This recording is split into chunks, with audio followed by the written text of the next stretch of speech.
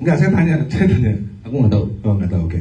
Nah, maka dari itu saya bisa bilang mungkin dalam memahami undang-undang hak cipta, saya sama Bang Minola mungkin lebih meresapi saya soal memahami undang-undang hak cipta, karena ini memang dibuatnya kan ada asbabun nuzulnya, dibuatnya WAMI KCI itu ada sebab-sebabnya.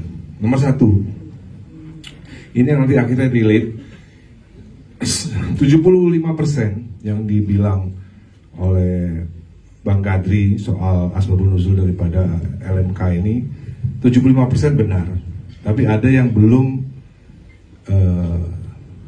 diucapkan, mungkin karena bukan pelaku industri musik tahun 90-an ya. Kalau saya kan pelaku industri musik tahun 90-an, jadi saya paham dan saya hampir setiap hari bersama Pak Surjoko, pemilik Aquarius itu. Jadi sebenarnya kenapa dibuat WAMI itu? Karena ada hak master daripada label yang dieksploitasi oleh mereka-mereka yang tidak bisa dimonetize. Jadi ketika ini gambaran paling gampang ya, Aquarius merekam lagunya Dewa 19. Lalu bagaimana cara balik modalnya atau cara mendapatkan keuntungan? Yaitu dengan menjual CD atau kaset. Jadi di situ ada, kemarin saya diskusi sama Lox Labor. Ternyata dia juga nggak paham, dipikir royalti itu dimulai tahun 2000. Karena dia biasa dari 70-an, 80-an, 90-an bayarnya flat. Jadi kadang-kadang kalau kayak Lox Labor pun memahami undang-undang hak cipta juga bisa salah. Karena dia ternyata tidak melakukan industri ini dengan benar, yaitu dengan royalti. Jadi Dewa 19 tahun 1997 itu udah dibayar dengan royalti oleh Aquarius. Bang Kadri tahu lah, Pak O itu nggak pernah mau bayar flat pay, dia selalu royalti. Maka dari itu, ketika album Dewa laris 1 juta kopi, 1,8 juta kopi, 2 juta kopi, itu Aquarius mendapatkan keuntungannya. Tapi ternyata masternya Aquarius ini dipakai oleh TV, dipakai oleh restoran, dipakai oleh kafe. Masternya ya, paham ya soal master itu adalah lagu yang di dalamnya ada lagu-lagu itu. Lalu Aquarius merasa dirugikan dong. Ini kan master saya, kok enak sendiri karaoke bisa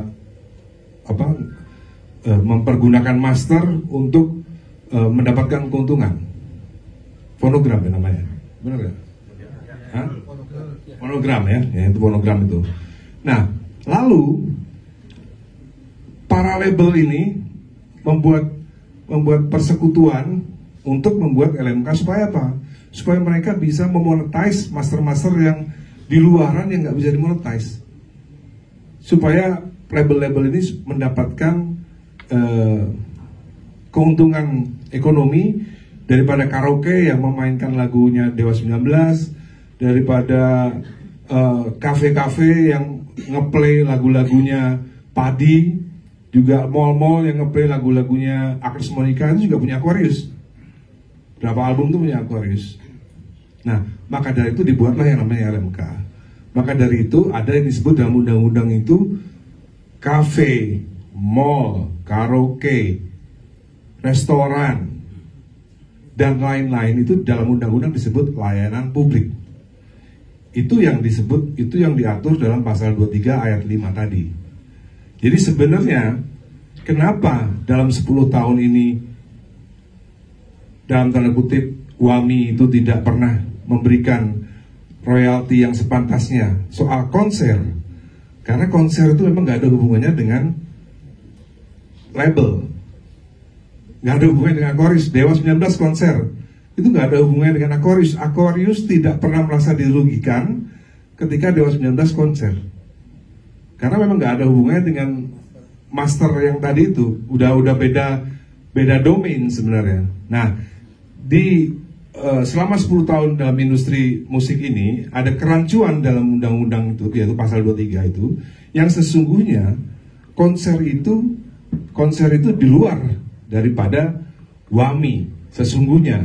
Karena kalau sekarang ini label-label dikumpulin, Pak OO, Acin, dan lain-lain pasti akan setuju. Karena tujuan asbabun nuzul dibuatnya LMK, WAMI, dan lain-lain itu untuk mengkolek master, keuntungan daripada master yang sudah dibuat, yang dimiliki secara eksklusif oleh Aquarius.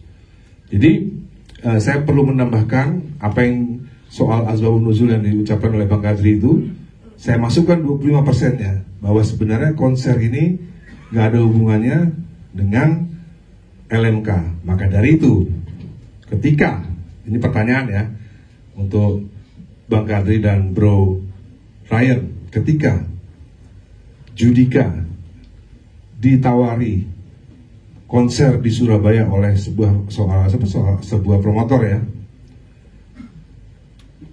Judika minta bayaran 1 miliar, boleh nggak? Boleh ya, boleh. Kalau promotornya nggak sanggup ya nggak apa-apa, ya kan? Oke. Saya tanya pertanyaan satu lagi. Apakah negara mengatur bisnis antara Judika dan promotor Surabaya tersebut? Enggak ya.